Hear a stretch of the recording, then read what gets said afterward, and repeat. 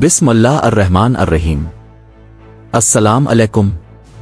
आप देख रहे हैं स्कोप ट्रेंड्स होराइजन।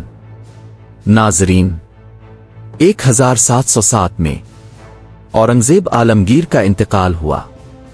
कागज पर मुगल सल्तनत इस वक्त भी हिंदुस्तान की सबसे बड़ी ताकत थी। हुदूद वसी थीं, फौज मौजूद थी, दरबार कायम था, लेकिन हकीकत में सल्तनत जिंदा नहीं थी, सिर्फ चल रही थी। ये वो लम्हा था जब एक अजीम सल्तनत अपनी मौत के बाद जिंदा रहने लगी, और यही सबसे खतरनाक हालत होती है। औरंगजेब की ताकत सिर्फ तलवार नहीं थी, वो खुद कानून था, खुद फैसला था, खुद नज्म था।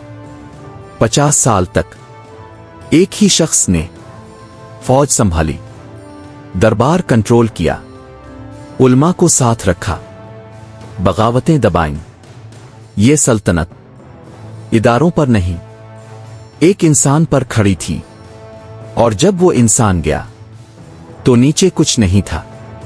नाजरीन, मुगल सल्तनत में कोई मुस्तकिल इदारा नहीं था। सब कुछ बादशाह की मर्जी से चलता था। वजीर ताकतवर नहीं था, फौज खुद मुख्तार नहीं थी, खजाना शफाफ नहीं था। औरंगजेब ने जानबूझकर किसी को ताकतवर नहीं होने दिया, क्योंकि इसे डर था कोई और ताकतवर हुआ तो तख्त खतरे में पड़ जाएगा। यही खौफ बाद में सल्तनत की कब्र बन गया। मुगलों में तख्त विरासत से नहीं मिलता था, जंग से मिलता था। हर बादशाह के बाद भाई भाई का दुश्मन बनता, बेटे बाप के खिलाफ खड़े होते, फौज तकसीम हो जाती।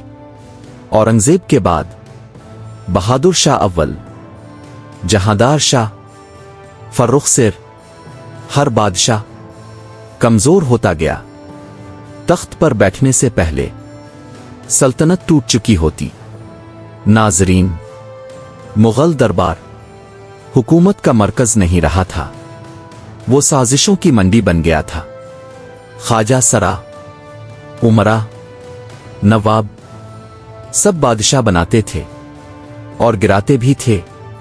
बादशाह अब फैसला नहीं करता था, वो सिर्फ दस्तखत करता था।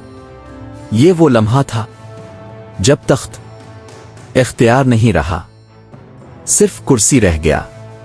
औरंगजेब के दौर में सूबे दबे हुए थे, लेकिन इसके बाद बंगाल, उदे, दक्कन, हैदराबाद सब ने आहिस्ता आहिस्ता खुद मुख्तारी इख्तियार कर ली। नवाब टैक्स देते थे, वफादारी नहीं। मरकज कमजोर था और सूबे ताकतवर। ये किसी भी सल्तनत के खात्मे का आगाज होता है। औरंगजेब की सख्त मजहबी पॉलिसियां कभी मुकम्मल तौर पर खत्म नहीं हुईं। जिज़्या, मंदिर गिराना, अदम रवादारी। इसके बाद आने वाले बादशाह चाहते भी थे तो इस्लाह ना कर सके। नतीजा, राजपूत नाराज, मरहटे बागी, सिख दुश्मन। ये वो ताकतें थीं जिन्होंने मुगल सल्तनत की बुनियादें हिला दीं। मरहटे किसी बैरूनी दुश्मन नहीं थे, वो इसी जमीन के बेटे थे जिस पर मुगल हुकूमत कर रहे थे। औरंगजेब ने उन्हें दबाने में जिंदगी लगा दी, लेकिन मार ना सका। और जैसे ही वो मरा, मरहटे तूफान बन गए। उन्होंने शुमाल तक हमले किए, दिल्ली को हिलाया, मुगल वकार तोड़ दिया। ये पहला मौका था जब मुगल अपनी ही जमीन पर अजनबी लगने लगे। मुगल फौज कभी जदीद नहीं बनी। यूरोप में तोपखाने बदल रहे थे, तंजीम जदीद हो रही थी, नज्म मजबूत हो रहा था। मुगल फौज अभी भी जागीरदारों पर मुनहसिर, पुरानी हिकमत अमली, गैर मुनज़्ज़म। नतीजा, कमज़ोर दुश्मन भी मुगलों को हरा सकता था। औरंगज़ेब की तवील जंगों ने खजाना खत्म कर दिया था। नए बादशाहों के पास औज को देने को पैसे नहीं, अवाम को रिलीफ नहीं, इस्लाह के वसाइल नहीं। रियासत जब टैक्स लेने लगे मगर बदले में कुछ ना दे तो बगावत जन्म लेती है। नाजरीन, जब मुगल कमजोर हुए तो यूरोपीय ताकतें खामोशी से दाखिल हो गईं।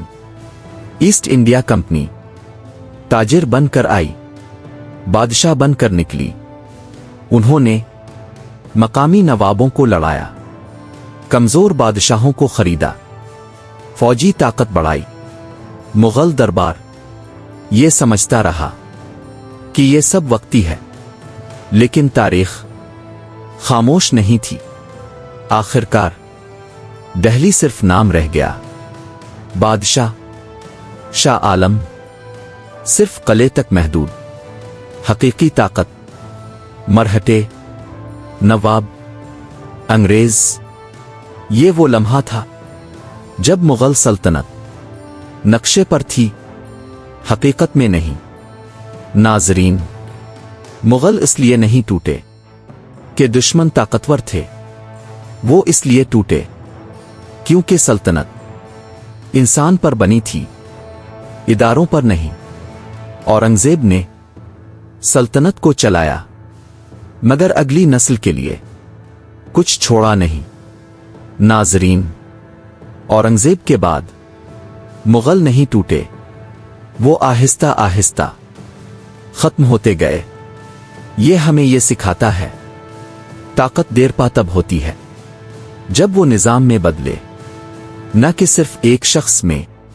आप देख रहे थे स्कोप ट्रेंड्स होराइजन, जहां तारीख माजी नहीं, इंसानी फैसलों का अंजाम बुनती है। और जाते जाते बस एक बात याद रखें, जो सल्तनत अपने बाद का नहीं सोचती, वो अपने उरूज में ही अपना ज़वाल लिख देती है। अगर आपको ये वीडियो अच्छी लगे तो प्लीज़ लाइक, शेयर और चैनल को सब्सक्राइब करें। अल्लाह हाफिज।